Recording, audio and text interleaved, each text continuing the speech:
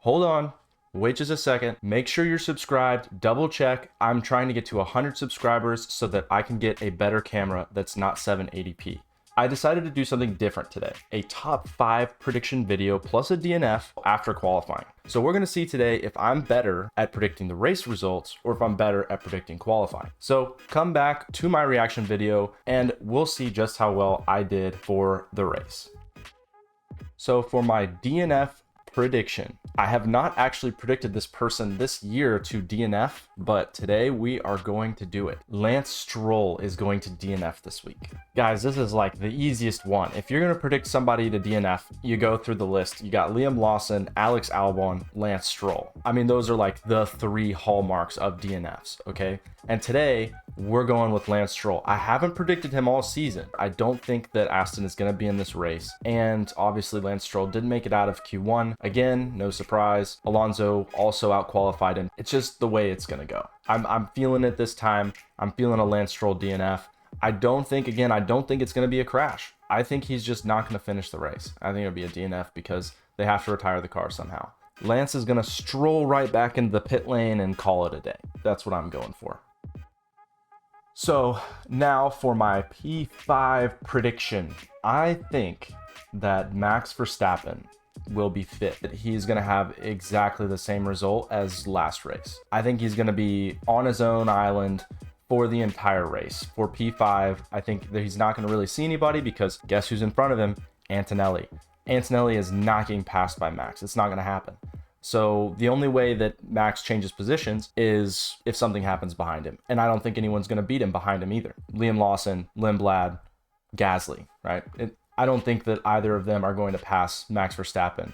Now we have to talk a little bit about his qualifying performance. I think he was doing excellent. Obviously, very disappointing for someone that is a Max Verstappen fan to see him go down and spin out. Now I couldn't tell you if it was just he lost the rear or if it was going over the curb that he didn't have the same amount of grip. I haven't seen Max Verstappen crash on his own in a long time. And so this was kind of surprising, and he was on for a very good pole lap and potentially he would have been probably P1 or P2. He would have been right next to Charles Leclerc, although he didn't have a great end sector. Like his third sector was not great.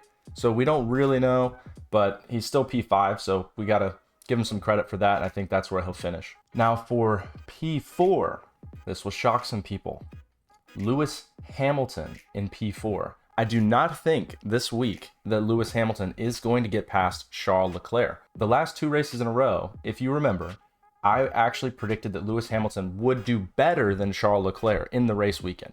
And that has worked out splendidly for me because Charles Leclerc has had some abysmal race weekends the last 2.5 weekends. So this week, I think Charles Leclerc is going to handle business. I think he's going to keep Lewis Hamilton behind him the whole race. I don't think Hamilton's going to be able to pass Charles Leclerc. That's my prediction. So Charles is going to be ahead of Lewis. And that brings me to my P3 prediction, which is that I think that Charles Leclerc is going to be third. I think that he is going to have one person pass him this race.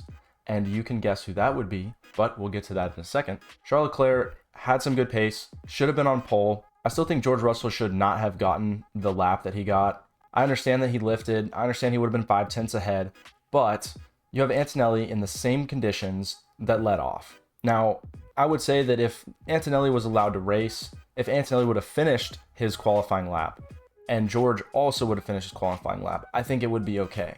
But because Antonelli backed out, even though it's a yellow flag, that doesn't mean that George can lift and okay, he still got a pole by 2/10. Like that was not what we were seeing on how fast he was going for the pace before Max crashed. Like it just doesn't make sense. I don't think that George should have been allowed to have that qualifying lap. I would be really disappointed if they gave him a penalty afterwards, but it seems like that is the grid setup. So I think a lot of you would agree with that online, that if Antonelli had been able to finish his lap, there wouldn't be this much discourse. But because Antonelli didn't finish the lap and George did, that's where the controversy comes in. Anyway, Charles Leclerc is going to be third after getting provisional pole and then moved down to second. I think he's going to get passed by the guy in second, which is going to be Kimi Antonelli. I think Kimi Antonelli is going to have a good start. I don't think he's going to get past Lewis Hamilton off the first lap, but I do think within the first 5 laps, I think he might be able to get by Lewis Hamilton. And then I think within another 15 to 20 laps, he'll be able to get past Charles Leclerc. I don't expect that Antonelli will be able to catch George Russell at all. And I don't expect that Mercedes will have any reliability issues throughout this race. I think both drivers will finish, and I think it'll be a 1-2 for Mercedes. As you can guess, my P1 result is George Russell. Whether you hate him or you like him, it was a splendid lap regardless. He did, in fact, have the fastest time. He finished with a 106.1, which was much faster than Charles Leclerc's 106.3, I believe. And I believe that he would have been on pole, potentially regardless of what Antonelli would have driven, because he really was flying. As far as racecraft goes, as far as laps go, I don't know what'll happen with a safety car or yellow flags. I imagine that there's not going to be a safety car on this track. And what I do think is going to happen is I think George is going to take this race and run with it. I think Antonelli is going to be spending most of his time fighting the 2 Ferraris, and I think he'll be able to get past them. But I don't think he'll be able to catch George Russell, because if you remember what happened in the last race, Antonelli was behind George and had to fight and claw his way back for over 15 to 20 laps in order to be able to even touch George Russell. If he's got 5 seconds behind George Russell, there's just not going to be a way for Antonelli to get by. I don't care how much pace he has. I just don't think it's going to happen, because he's going to spend most of his time fighting with Charles Leclerc and Lewis Hamilton. And if that does happen, we all know that when cars like that fight, and when they fight a lot, their pace slows down in comparison to the rest of the field, if the rest of the field is in clean air and not having to battle with another racer. So at the end of the day, I've got George Russell in first, Antonelli in second, Charles Leclerc wrapping up the podium, and I've got Lewis Hamilton in fourth with Max in fifth. If McLaren does happen to try a different strategy, for example, they try a 2-stop while Mercedes is on a 1-stop, or Max is able to use those softs and use them very well because he has a new set of softs. That's why Max was 10th going into Q3. There's a real shot that Max is able to use those softs very, very well and end up usurping some of the Ferraris. It's possible. Do I think it's going to happen? No, I don't. So regardless of how good their engine is, if it's marginal enough, the power unit's really what matters. And that is what we're seeing right now. The power unit is what matters. So because the power unit matters more, I don't think that Max is going to be able to do a whole lot, and I don't think he's going to get past the Ferraris. So that's where we're at right here. Other than that, I would say my honorable mentions for this week and honorable mentions to watch is going to be Oscar Piastri. I think Piastri had a great qualifying session for McLaren. This is the first time that I've seen him and recognized him as actually beating out Lando in a qualifying session this year, and I'm very happy for him because I have another video on this channel where I talk about how Oscar is the better McLaren driver.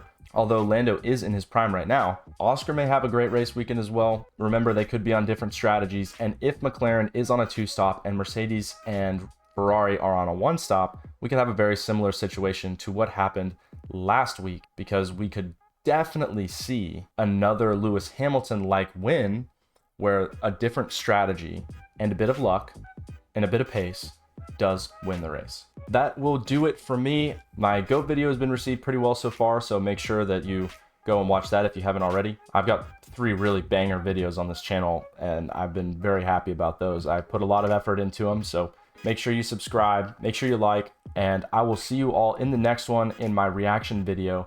Please let me know if you want me to make another GOAT video with some of the people that the comments have been mentioning. For example, Fernando Alonso, Sebastian Vettel. We could do another video with that if you want to see it. So let me know, and I'll see you all in the next one. Peace.